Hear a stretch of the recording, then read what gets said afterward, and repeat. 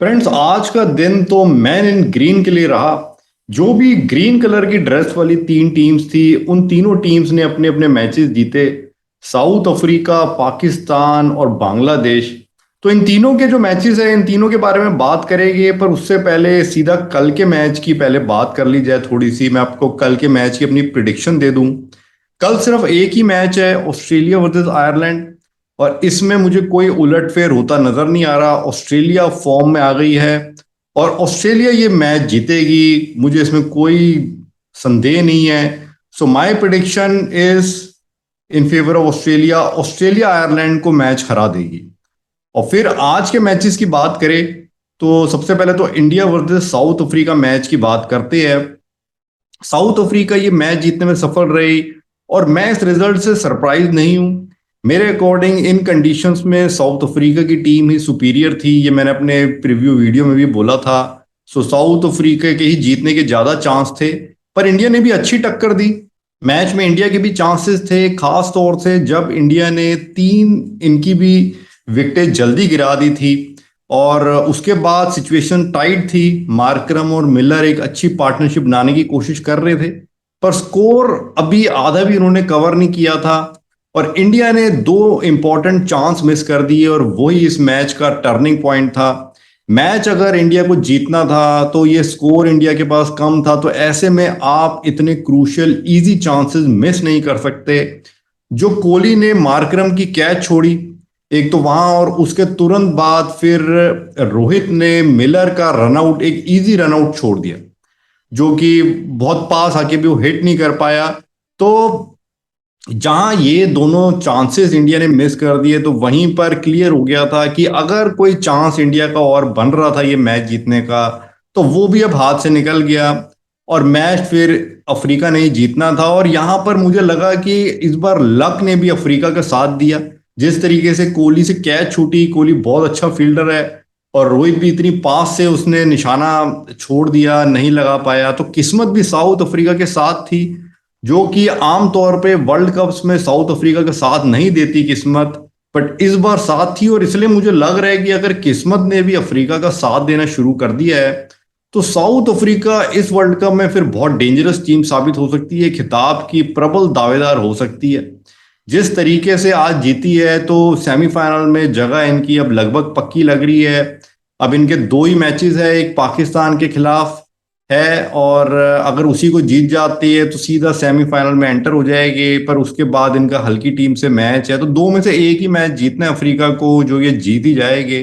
दोनों टीम्स की थोड़ा सा हम प्लेयर्स की भी परफॉर्मेंस का देखें तो बाबूमा के लिए एक तो मैं ये कहूंगा, बाबूमा लग रहा था कि शायद वो रन मारेंगे और पर फिर भी वो जल्दी आउट हो गए। पर कहीं पर मुझे ये भी लग रहा है कि बावूमा हो सकता है कि अफ्रीका के लिए सेमीफाइनल में रन मार के दिखा दे, फाइनल में रन मार के दिखा दे। तो जो वो पूरे टूर्नामेंट में रन नहीं मार रहे तो क्या पता बावूमा ने सेमीफाइनल या फाइनल के लिए बचा के रखी हो। तो किस्मत भी क्योंकि अफ्रीका का साथ दे रही है तो ये भी हो सकता है। और उधर से हम इंडिया का देखें तो इंडिया के लिए जो इनकी तो टीम सिलेक्शन थी, टीम चेंजेस थे, उससे मैं पूरी तरह सेटिस्फाइड नहीं था। जैसे मैंने आपसे कहा था अपने पिछले वीडियो में कि अक्षर पटेल की जगह मैं हर्षल पटेल को देखना चाहूंगा, पर इन्होंने वो नहीं किया। अक्षर को तो बाहर बिठाया पर साथ में उसकी जगह हुडा को ले लिया। अब ये साफ है कि हुडा को टी20 में खिलाया जा रहा है तो एज ए स्पेशलिस्ट बैट्समैन ही खिलाया जा रहा है और हुडा अपने आप प्लेस को जस्टिफाई नहीं कर पा रहा, इन कंडीशंस में बुरी तरह फेल रहा। और मैं तो यही सोच रहा था कि अगर आपने हुडा को एज ए स्पेशलिस्ट बैट्समैन ही खिलाना है तो उससे अच्छा तो आप श्रेयस अय्यर को खिलाइए। Shreyas Iyer is man in form, हमेशा उसने अच्छा परफॉर्म किया और वो प्रूवन प्लेयर है। हुडा से तो डेफिनेटली ज्यादा प्रूवन प्लेयर है और उसको ऐसी लेबल लगा दिया गया है कि बाउंसर नहीं खेल सकता। अब आज के मैच में देखिए, इंडिया की तरफ से स्काई ने ही बढ़िया इनिंग खेली, इसके अलावा तो सारे ही बैट्समैन बाउंसरों पे ही आउट हुए, शॉर्ट पिच बॉलों पे आउट हुए। सो कहां से हम श्रेयस अय्यर के लिए सिर्फ कहते हैं, वीकनेस तो बाकी बैट्समैनों की भी है। पर यहां पर स्काई की इनिंग की भी तारीफ करनी होगी कि जहां इंडिया के सारे बैट्समैन स्ट्रगल कर रहे थे, इतनी फास्ट बाउंसी पिच थी पर्थ की, वर्ल्ड की one of the fastest and bounciest pitch ये मानी जाती है, पर स्काई कंफर्टेबल नजर आए। स्काई ने अपनी क्लास फिर से दिखाई और अगर इनको लेके कोई डाउट था कि ये मुश्किल पिच पे नहीं खेल सकते, स्ट्रॉन्ग बॉलिंग अपोनेंट के सामने रन नहीं मार सकते, तो उसको भी आज इन्होंने खत्म किया। मैच तो नहीं जिता पाए क्योंकि कोई और सपोर्ट ही नहीं मिला, पर बहुत ही बढ़िया हाफ सेंचुरी लगाई। और इंडिया की तरफ से बॉलिंग में देखे तो अश्विन अश्विन ने बहुत ज्यादा आज रन दिए और 43 रन दे दिए, सिर्फ 1 विकेट। और मे भी अश्विन की जगह अगर हर्षल पटेल भी ऑप्शन होती तो वो एक सपोर्ट मिल जाता, तो क्या पता वो कम रन देते हर्षल पटेल और इंडिया ये मैच जीतने में सफल रहती। और दूसरा मेरे को एक दिनेश कार्तिक का लग रहा है कि ये अपना आखिरी मैच खेल चुकी है, आखिरी इंटरनेशनल मैच। आज ये इंजर्ड होके बाहर हो गए और पंत को विकेट कीपिंग करनी पड़ी। और कार्तिक की बैटिंग भी हम देखें इस वर्ल्ड कप में बिल्कुल वो फेल हो रही है। आज 15 बॉलें खेल के सिर्फ 6 रन मारे, अच्छा मौका था इनके पास एक लंबी इनिंग खेलने का, पहले बैटिंग आ गई थी। पर ऑस्ट्रेलिया की कंडीशंस, ऑस्ट्रेलिया की पिचेस पे ये नहीं मार पा रहे, तो पता चल रहा है कि कार्तिक सब कॉन्टिनेंट के ही प्लेयर है। और यहां पर अब क्योंकि ये इंजर्ड होके बाहर भी जाना पड़ा, तो मेरे ख्याल से तो अब यही फिर होगा कि ऋषभ पंत को अब खिलाया जाएगा अगले मैच में। और अब इस स्टेज पे अगर पंत को खिलाया जाता है तो फिर तो कार्तिक का करियर अब खत्म है, क्योंकि इस वर्ल्ड कप के बाद तो वैसे ही उसको बाहर ही होना था कार्तिक को। और एज फैक्टर की वजह से, और स्पेशली लिया गया था कि एक्सपीरियंस प्लेयर है, अपनी फॉर्म को दोहराएगा। बट कार्तिक नहीं कर पा रहे, कुछ भी खास नहीं कर पा रहे। और विकेट कीपिंग भी हम देखें तो पंत की विकेट कीपिंग बेहतर है कार्तिक से। सो अगले मैच से मुझे लग रहा है पंत आ जाएंगे कार्तिक की जगह, और कार्तिक का कैरियर अब खत्म है। और इस वजह से अब केएल राहुल की भी बात करें कि लोग कह रहे केएल राहुल को बाहर कीजिए, बट कोई ऑप्शन ही नहीं है हमारे पास, केएल राहुल को खिलाना ही पड़ेगा। बाहर करती है तो किसे आप अंदर लाएंगे? पंत को आप कह रहे हैं, पंत तो कार्तिक की जगह अंदर आएगी, तो अब आप राहुल की जगह दीपक हुडा ही एक ऑप्शन बची, और तो कोई बैट्समैन है नहीं। श्रेयस अय्यर तो रिजर्व में है, तो रिजर्व में से आप नहीं खिला सकते जब तक आप स्क्वाड में से किसी को बाहर नहीं करते। सो अब दीपक हुडा भी कोई मौका मिला आज तो क्या किया उसने? कुछ भी नहीं किया। सो राहुल आपका स्पेशलिस्ट ओपनर है और ज्यादा प्रूवन बैट्समैन है, अपने आप को वर्ल्ड कप में इन कंडीशंस में प्रूव नहीं कर रहा, बट फिर भी वैसे तो एक प्रूवन प्लेयर ही है। उसने ऑस्ट्रेलिया में, इंग्लैंड में टेस्ट मैचेस में सेंचुरी मारी हुई है, तो ऐसा नहीं है कि वो खेल नहीं सकता। जेन्युइन पेस बॉलिंग खेल तो सकता है, बट अब उसको वो कन्वर्ट करके दिखाए, परफॉर्म करके दिखाए वर्ल्ड कप में भी, इस टूर्नामेंट में भी। सो और कोई ऑप्शन ही नहीं है हमारे पास, हमें केएल राहुल को ही खिलाना पड़ेगा। खास तौर से तब अगर पंत कार्तिक की जगह आ जाता है, क्योंकि दीपक हुडा को अब खिलाना तो वो तो मेरे को बिल्कुल भी अब जम नहीं रहा, हुडा भी कोई कॉन्फिडेंस नहीं दे रहा। और उधर से हम साउथ अफ्रीका का देखें तो साउथ अफ्रीका ने अपनी बॉलिंग में अच्छी परफॉर्मेंस दी। निगीडी, लुंगी निगीडी बेस्ट बॉलर साबित हुए, 4 विकेटें ली इन्होंने 29 रन देके। वेन पार्नेल को भी 3 विकेटें मिली, 15 रन दिए। और इनकी तरफ से 2 बढ़िया हाफ सेंचुरीज आई, मार्करम की तरफ से आई, साथ में मिलर मिलर ने अगेन एक बढ़िया फिनिशिंग दी, बढ़िया हाफ सेंचुरी लगाई। सो साउथ अफ्रीका की टीम एक डेंजरस टीम नजर आ रही है इस टूर्नामेंट में अब। और इस विक्ट्री के साथ साउथ अफ्रीका ने जो इंडिया को हराया, तो पाकिस्तान का वर्ल्ड कप से सफर लगभग खत्म हो गया है। क्योंकि अभी कोई उलटफेर भी हो अगर, तो पाकिस्तान से ऊपर है बाकी इनकी टीमें, सिर्फ नीदरलैंड से नीचे है। तो जो उलटफेर करेगी उसको फायदा होगा, यहाँ पर पाकिस्तान को कुछ फायदा नहीं होना।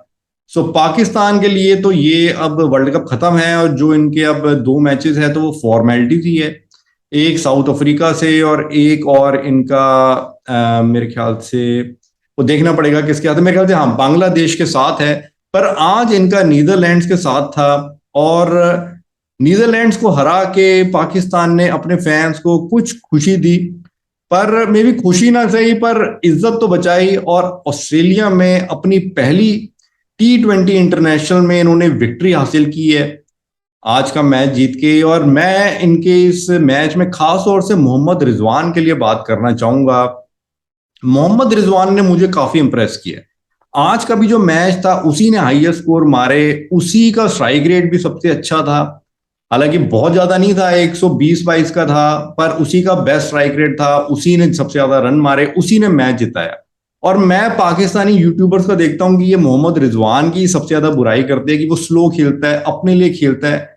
देखिए, मैं आपको सही बताऊं, मुझे तो पाकिस्तानी यूट्यूबर्स बायस लगते हैं जब इंडिया के लिए ये बोलते हैं कि जी विराट कोहली की बुराई की, कईयों ने वो रन नहीं मार रहे थे, तो आप रिजवान के लिए क्या करते हो? रिजवान तो रन भी मारता है, वो ही आपकी इज्जत बचा रहा है, पर उसकी आप इतनी बुराई करते रहते हो कि वो स्लो खेलता है। He is your best batsman, और वो तो एक विकेट कीपर है, कोई वो स्पेशलिस्ट बैट्समैन भी नहीं है, फिर भी उसी ने आपकी इज्जत बचा रखी है।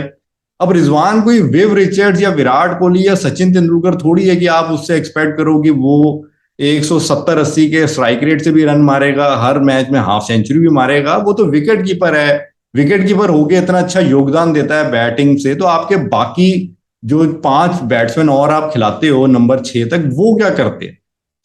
ये रिजवान के लिए जो क्रिटिसिज्म मैं देखता हूं, ये बिल्कुल अनफेयर है। और पाकिस्तान का तो ये बेस्ट T20 बैट्समैन है, बाबर आजम से ज्यादा अच्छा बैट्समैन है, और इसकी इनको इतना बायस तरीके से बुराई नहीं करनी चाहिए पाकिस्तानियों को, मैं सिर्फ इतना ही कहूंगा। और फिर जो तीसरा मैच था, जो इनफैक्ट सबसे पहला मैच था आज के दिन का, बांग्लादेश वर्सेस जिम्बाब्वे, देखा जाए तो आज का बेस्ट मैच यही था। बिल्कुल अगेन ये लास्ट बॉल तक गया, थ्रिलर मैच, और आखिरी बॉल पे कंट्रोवर्सी भी जो हुई, एक नो बॉल भी एक्स्ट्रा मिली जिम्बाब्वे को, पर उस पर भी वो बना नहीं पाए। पर मैच ये थ्रिलर था, उतार चढ़ाव थे दोनों ही जो इनिंग्स थी, तो दोनों इनिंग्स की शुरुआत खराब रही, जल्दी विकेटें गिर गई, बट दोनों ही टीम्स ने अच्छा कमबैक करके दिखाया। और बांग्लादेश ने भी पहले एक रीजनेबल टोटल मार दिया, और जिम्बाब्वे भी जो लग रहा था कि शायद शुरू में कंफर्टेबली हार जाएगी जब इनकी भी जल्दी विकेटें गिर गई थी, बट एंड तक ले गए और बिल्कुल जीतने के चांस बन गए थे इनके, पर नहीं जीत पाए। अगर जीत जाते आज का मैच तो कुछ टाइम के लिए सही, बट ये टेबल्स में अपने ग्रुप में टॉप पर आ जाते, क्योंकि फिर अफ्रीका भी जीती बाद में, तो दोनों के 5-5 पॉइंट होते, तो उसमें रन रेट अफ्रीका का ज्यादा होता। पर जब तक अफ्रीका नहीं जीतती तो कुछ घंटों के लिए जिम्बाब्वे नंबर 1 पे आ जाती ग्रुप टेबल में, पर वो हो नहीं पाया। और जिम्बाब्वे का जो सेमीफाइनल का चांस था वो इस मैच पे काफी डिपेंड करता था, अगर इस मैच को जीतती तो जिम्बाब्वे का अच्छा चांस रहता, बट नहीं जीत पाई। दोनों ही टीमें अच्छा खेली, और बहुत ये बढ़िया मैच रहा। और आज का दिन, जैसे मैंने आपसे कहा, मैन इन ग्रीन के लिए था, जितनी भी ग्रीन ड्रेस वाली ये टीम थी उनको जीत हासिल हुई, साउथ अफ्रीका, पाकिस्तान और बांग्लादेश। और अब देखते हैं फिर, कल रात आपसे मैं बात करूंगा, कल का मैच तो ऑस्ट्रेलिया जीत जाएगी, मुझे कोई डाउट नहीं है। उसके बाद फिर आपसे बात करते हैं, जो परसों के मैचेस हो गए उसके बारे में बात करेंगे फ्रेंड्स फिर।